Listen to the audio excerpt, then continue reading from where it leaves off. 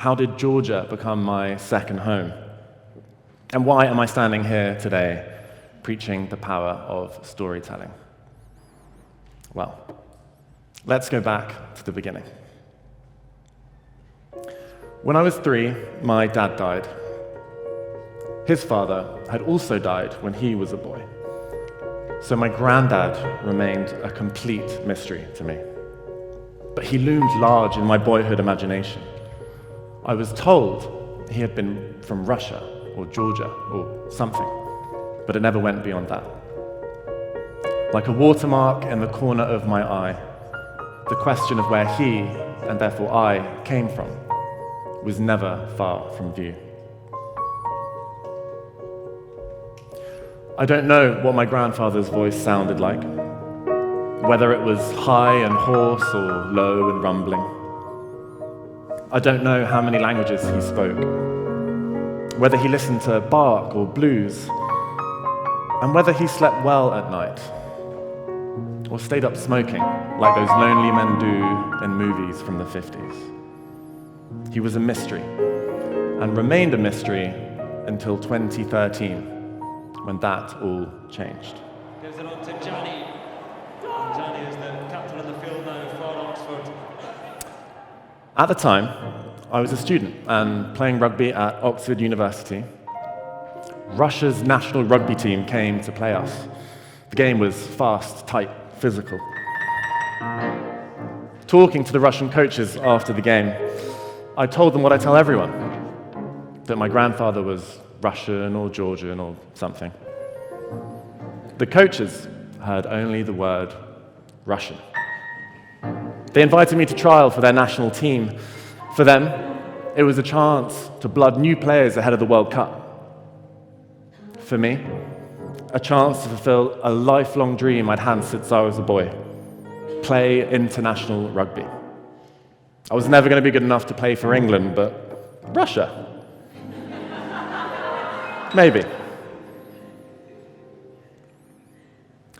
The problem was that I didn't have any documents to prove where my grandfather was from. No birth certificates, no black and white pictures of the home he grew up in. So the Russian Rugby Union said they'd help me look into the archives and discover my ancestry. But the more we dug, the more it became clear I was definitely not Russian, and I was definitely, indisputably, Georgian. I found photos of my family. Here they are in Tbilisi at the end of the 19th century. I found out my original surname, Janashvili, a distinctly Georgian name from the country's wine region. I found out my grandfather had fled Tbilisi as a Georgian Jew before the Bolshevik Revolution. He made a long journey via Turkey to Britain, with all the classic 20th century hallmarks of migration and exile. False passports, name changes, financial strain, separation, reunion, death.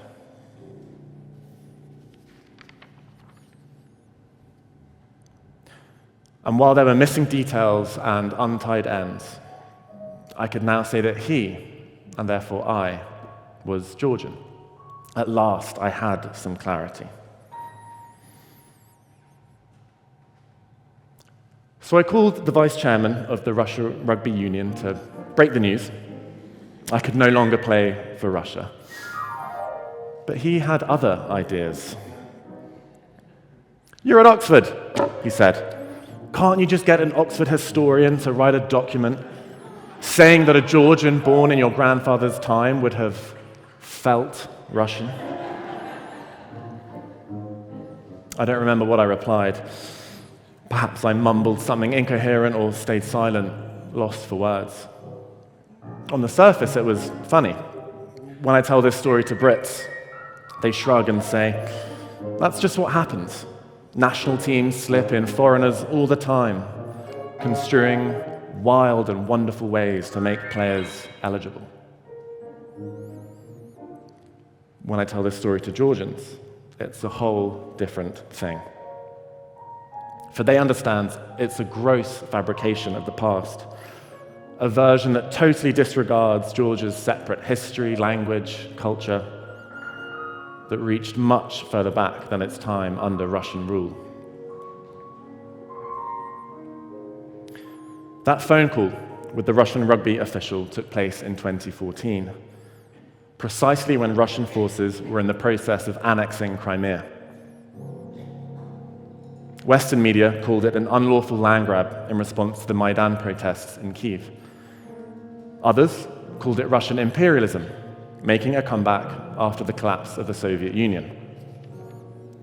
How did Russia legitimize Crimea's annexation? By claiming Crimeans would have felt Russian. What the coach said to me reflects this same Russian mindset that sees its neighbors not as equals, but as subjects. In the early 1900s, around the time of my grandfather's birth, Georgia was controlled by the Russian Tsar. Under occupation, Georgians would have felt even more pressure to preserve their heritage and identity. By saying my grandfather would have felt Russian, the vice chairman was rewriting not only his story, but the story of a generation. There is an old Soviet joke that goes, "The future is certain. It is only the past that is unpredictable." This flimsy relationship with history allows the past to be weaponized, disinformation to flourish, and stories to be forgotten.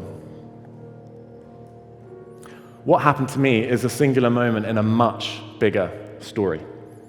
I often think of the thousands of Georgians who flooded Tbilisi streets in 1978, protesting the Soviet Union's decision to make their state language Russian.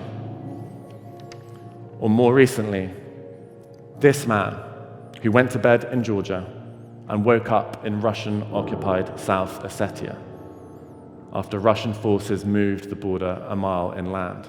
I could go on and on. These instances have far more political significance and personal consequence than my story. But they are all linked to Russia's colonial view of Georgia. It sees it as its own backyard.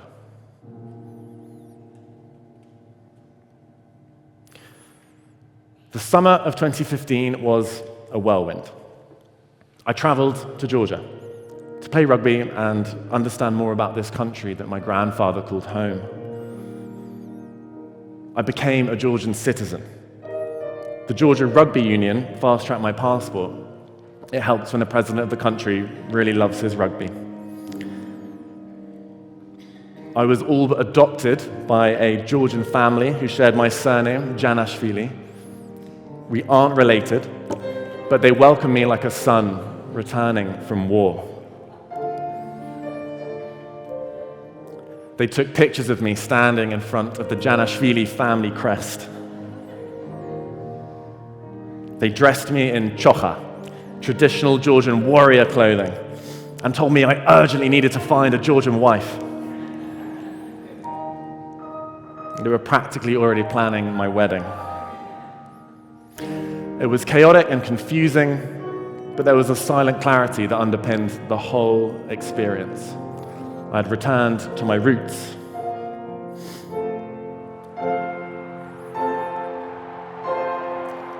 That summer, I also played my first game for the Georgian national sevens team.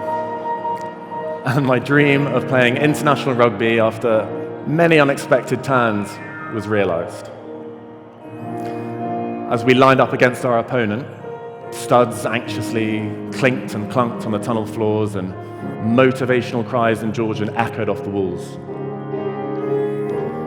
They were louder than usual. They were incandescent. For my first game for Georgia was against Russia.